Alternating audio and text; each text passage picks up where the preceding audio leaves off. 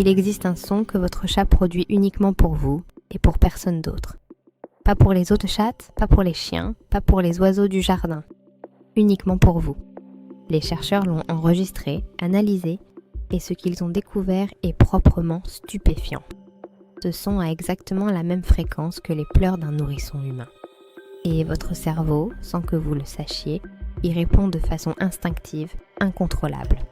Ce que vous allez découvrir dans cette vidéo va changer définitivement la façon dont vous regardez votre chat ce soir. Commençons par ce ronronnement particulier que les scientifiques appellent la sollicitation pure. En 2009, des chercheurs de l'université du Sussex en Angleterre ont publié une étude qui a secoué le monde de l'éthologie féline. La chercheuse Karen McCorm et son équipe ont enregistré des dizaines de chats domestiques dans de différentes situations. Ils ont comparé le ronronnement ordinaire, celui que votre chat a produit quand il est allongé au soleil, avec un autre type de ronronnement, celui qu'il utilise quand il veut être nourri.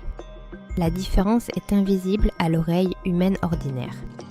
Mais les appareils de mesure acoustique ont révélé quelque chose d'extraordinaire. Dans le ronronnement de sollicitation, le chat superpose une petite fréquence aiguë, située entre 300 et 600 Hz. Cette fréquence correspond exactement au registre des pleurs d'un bébé humain. Et notre cerveau, programmé par des millions d'années d'évolution pour réagir immédiatement aux pleurs d'un nourrisson, ne peut pas ignorer ce signal. Nous le percevons comme urgent, légèrement anxiogène, impossible à laisser sans réponse. Ce que cela signifie, c'est que votre chat a découvert, quelque part dans les 10 000 ans de cohabitation avec l'humain, la fréquence exacte qui vous rend incapable de lui résister. Et il ne l'utilise qu'avec vous. Jamais avec d'autres chats adultes.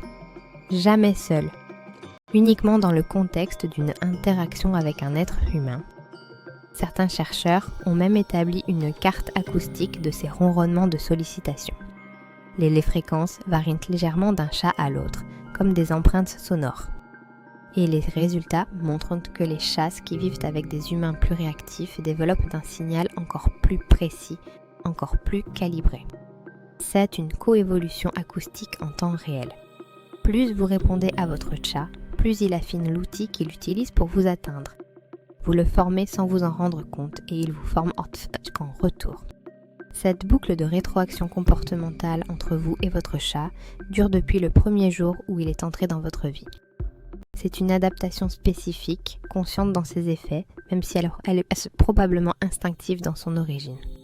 Si vous trouvez ces révélations fascinantes, abonnez-vous maintenant et activez la cloche. Chaque semaine, l'énigme féline décrypte pour vous les secrets que la science découvre sur nos chattes. Commentez en bas, dites-nous si votre chat utilise ce ronronnement particulier avec vous. On adore lire vos témoignages. Votre soutien permet à cette chaîne de continuer à explorer ces mystères félins que personne d'autre n'aborde en français. Et jetez un œil au lien dans la description. Vous y trouverez les sources scientifiques et des ressources pour mieux comprendre votre félin. Le deuxième mécanisme de manipulation est peut-être le plus élégant. Vous l'avez sûrement vécu sans savoir ce que c'était vraiment. Votre chat vous regarde de loin, les yeux mi-clos, et ferme lentement les paupières avant de les rouvrir. Ce geste, les éthologues l'appellent le slow blink, le clignement lent. Pendant longtemps, on a pensé que c'était simplement un signe de décontraction. Mais une étude publiée en 2020 dans la revue Scientific Reports par des chercheurs de l'université d'Exeter a révélé quelque chose de beaucoup plus précis. Les chats utilisent le clignement lent de façon intentionnelle et stratégique. Quand un humain leur adresse ce signal, ils y répondent systématiquement. Et surtout, ils approchent davantage un inconnu qui leur a adressé ce signal qu'un inconnu qui s'est contenté de les regarder pendant sans cligner. Ce que cela révèle, c'est que votre chat comprend un code de communication non verbale qu'il a développé spécifiquement pour interagir avec vous. Il ne l'utilise pas pour communiquer avec les autres chats. Il ne cligne pas lentement devant un autre félin pour lui signifier sa bienveillance. C'est un langage privé, inventé pour les humains par des chats qui ont observé pendant des générations ce qui fonctionnait avec nous. La question vertigineuse que pose cette découverte est simple. Si votre chat a développé un langage spécifique pour vous, que dit-il exactement quand il vous regarde dans les yeux ce soir ? Le troisième mécanisme est le plus controversé et le plus difficile à accepter pour les amoureux des chats. Des vétérinaires comportementalistes dans plusieurs pays ont documenté un phénomène troublant. Des chats en parfaite santé, après avoir été ignorés ou après un changement dans la routine de leur foyer, présentent des symptômes qui disparaissent dès que l'attention de leur propriétaire se reporte sur eux. Moins d'appétit, moins de mobilité, un air globalement apathique et souffrant. Ce comportement, appelé dans la littérature scientifique le sickness behavior en contexte social, n'est pas une simulation consciente au sens humain du terme. Mais il produit exactement le même résultat. Le propriétaire, inquiet, consacre plus de temps à son chat, le touche davantage, lui parle plus. Et le chat récupère. L'éthologue John Bradshaw, auteur de Cat Sense publié en 2013, décrit le chat domestique comme un maître de l'exploitation émotionnelle. Non pas parce qu'il est malveillant, mais parce qu'il est extraordinairement sensible à nos réactions et extraordinairement rapide pour apprendre ce qui produit de la nourriture, de l'attention et du contact physique. En 10 000 ans de cohabitation, ceux qui ont mieux manipulé les humains ont mieux survécu. Et leurs descendants, vos chats d'aujourd'hui, portant cet héritage dans chaque comportement. Ce phénomène a été particulièrement bien documenté dans les foyers où des changements majeurs ont eu lieu. Naissance d'un enfant, déménagement, arrivée d'un autre animal. Dans ces contextes de compétition pour l'attention, les comportements de sollicitation des chats augmentent de façon mesurable. Les vétérinaires qui connaissent ce phénomène apprennent à faire la distinction entre une vraie pathologie et ce que certains appellent un comportement de régulation sociale. Ce n'est pas de la tromperie au sens moral. C'est de l'intelligence adaptative, façonnée par des millions d'années d'évolution dans un environnement social. Il faut aussi mentionner l'étude publiée par des biologistes italiens sur le comportement de marquage au frottement. Quand votre chat frotte sa joue ou sa tête contre votre jambe, il dépose des phéromones spécifiques. Ce sont des marqueurs chimiques que seuls les chats familiers d'un même groupe se déposent mutuellement. En faisant cela avec vous, votre chat vous intègre dans son groupe social intime. Il ne le fait pas avec les étrangers. Il ne le fait pas avec tous les humains de la maison. Il choisit, et ce choix, marqué chimiquement sur votre peau, dit quelque chose d'incontestable. Vous faites partie de sa famille. Voici peut-être la révélation la plus stupéfiante de toutes. Les chats adultes à l'état sauvage ne se miaulent pas de sorte. Jamais. Les chats sont sauvages, les chats de gouttière qui ne tentent pas de contact avec les humains, utilisent le miaulement uniquement quand ils sont chatons pour appeler leur mère. Une fois adultes, ils abandonnent ce signal. Ce que cela signifie est renversant. Le miaulement que votre chat utilise avec vous quotidiennement, cette vocalisation que vous avez appris à interpréter, est un langage que votre chat a inventé pour communiquer avec vous. C'est une néoténie comportementale, un maintien à l'âge adulte d'un comportement de nourrisson, spécifiquement sélectionné parce qu'il fonctionnait avec les humains. Nicolas Nicastro, chercheur à l'université Cornell, a analysé les miaulements de 100 chats domestiques et a demandé à des centaines de participants humains de les évaluer. Il a découvert que même des personnes n'ayant jamais possédé de chatte étaient capables d'identifier avec une précision remarquable si un miaulement exprimait l'urgence, la demande de nourriture ou simplement un salut. Votre chat a donc développé un système vocal calibré sur votre capacité de perception. Il a ajusté ses sons pour correspondre exactement à ce que vous êtes capable de décoder. Et chaque chat fait cela individuellement. Les recherches montrent que les miaulements de 2 chats différents dans 2 foyers différents ne se ressemblent pas. Chaque chat a développé son propre dialecte, adapté aux réactions spécifiques de son propriétaire.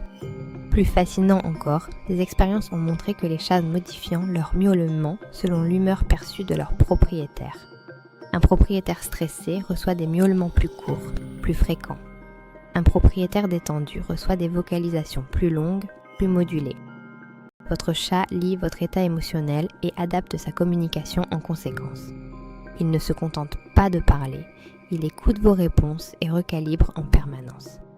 C'est un dialogue vivant, sophistiqué, que la majorité des propriétaires de chats sous-estiment complètement. À ce stade, vous vous demandez peut-être si tout cela n'est pas un peu désenchantant. Votre chat vous manipule scientifiquement. Il a développé des sons calibrés sur vos fréquences instinctives. Il cligne des yeux stratégiquement. Il feint parfois la détresse pour obtenir de l'attention. Faut-il en conclure que son affection n'est pas réelle ? La réponse de la science est non, et cette réponse est plus belle que ce qu'on pourrait croire. Car voici ce que tout cela signifie réellement. Les adaptations comportementales ne se développent qu'avec un individu auquel le chat est attaché. Le sollicitation pure spécifique, le dialecte vocal personnel, le clignement lent intentionnel, ces comportements ne se développent qu'avec les humains que le chat a choisis, pas ceux qu'on lui impose, pas ceux qui le nourrissent mécaniquement, ceux avec lesquels il a décidé de construire une relation. Si votre chat a développé ces comportements avec vous, c'est qu'il vous a sélectionné comme partenaire de vie.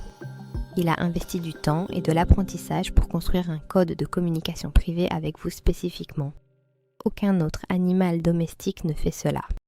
Une étude menée par des chercheurs japonais de l'université d'Asabu a mesuré les niveaux d'ocytocine, l'hormone de l'attachement, chez des propriétaires de chats après une interaction avec leur animal. Les résultats ont montré une augmentation significative comparable à celle observée entre parents et enfants. Le chat, de son côté, montre les mêmes élévations d'ocytocine. Ce n'est donc pas une relation unilatérale. Ce n'est pas un prédateur qui exploite une proie confiante. C'est un lien biochimique réel, mesuré, documenté, qui s'est tissé entre deux espèces qui n'avaient aucune raison évolutive de s'apprécier. Le lion et la gazelle n'ont pas développé de langage commun. Le chat et l'humain, si. Et c'est peut-être la plus grande énigme féline de toutes. Le chien obéit à l'espèce humaine en général. Le chat choisit un individu et construit avec lui une grammaire relationnelle unique. Alors, oui, votre chat vous manipule, mais il ne manipule que vous. Et cette exclusivité, ce choix délibéré de vous consacrer son répertoire comportemental le plus sophistiqué, est peut-être la forme la plus sincère d'attachement félin.